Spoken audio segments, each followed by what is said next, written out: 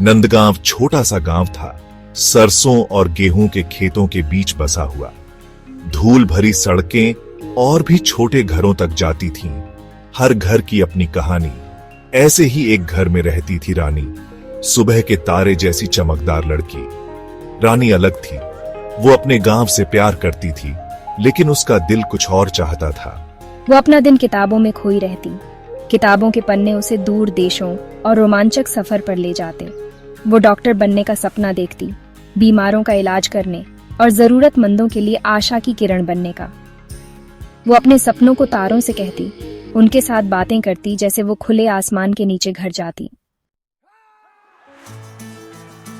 रानी अपने माता पिता से बहुत प्यार करती थी, लेकिन उनके सपने उसकी अपनी आकांक्षाओं पर बेड़ियों जैसे लगते थे। उसने पढ़ाई करने, डॉक्टर बनने की अपनी इच्छा समझाने की कोशिश की, लेकिन उसके शब्दों का जवाब खामोशी थी। एक ऐसी खामोशी जो उनकी अस्वीकृति और डर को बयां करती थी।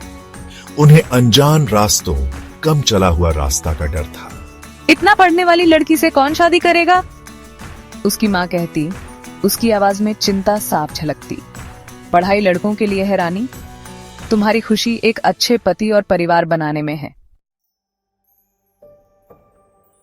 कभी खुश रहने वाली रानी अपने आप में सिमट गई।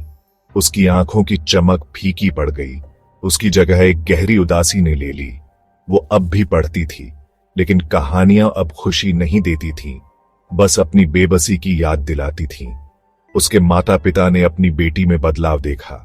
उन्होंने उसकी उदासी, उसका अपने आप में सिमटना देखा, लेकिन इसे शादी के रिश्ते आने के बाद दोस्तों की याद समझ लिया। वो उसके अंदर चल रहे तूफान को नहीं देख पाए, अधूरे सपनों और दम घोंटने वाली उम्मीदों का तूफान। वो अपने दोस्तों को याद कर रही होगी, एक गांव वाला कहता, उसकी उदासी को अनदेखा करते हुए। ये बस एक दौर है, दूसरा गांव वाला कहता, गहरी समस्याओं से बेखबर।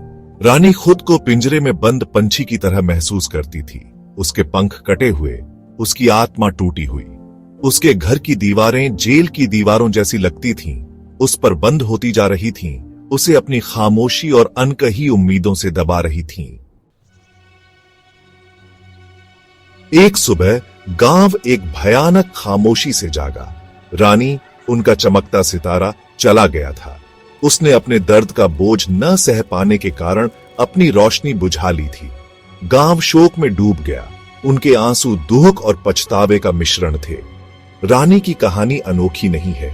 ये कहानी अनगिनत गांवों, अनगिनत घरों में दोहराई जाती है, जहां सपनों को दबा दिया जाता है और आकांक्षाओं को अनदेखा कर दिया जाता है। डिप्रेशन एक बीमारी है, एक खामोश कातिल जो हमारे दिलों के साए में छिपा रहता है। ये किसी को भी, कहीं भी, उम्र, पृष्ठभूमि या सामाजिक स्थिति की परवाह किए बिना प्रभावित कर सकता है। माता पिता, अपने बच्चों की सुनो, उनके सपनों को बढ़ावा दो, भले ही वो अलग लगें, भले ही वो आपको डराएं। आपके बच्चे आपकी संपत्ति नहीं हैं जिन्हें आप नियंत्रित करें, बल्कि बीज हैं जिन्हें आप पोषित करते हैं ताकि वो खिले। आइए एक ऐसी दुनिया बनाएं जहां हर बच्चा देखा, सुना और प्यार किया जाए जैसा वो है। एक ऐसी दुनिया जहां सपनों का पोषण हो, न कि उन्हें कुचला जाए। रानी की कहानी को एक चेतावनी बनने दें, एक याद दिलाने के लिए कि मानसिक स्वास्थ्य मायने रखता है और खामोशी जानलेवा हो सकती है।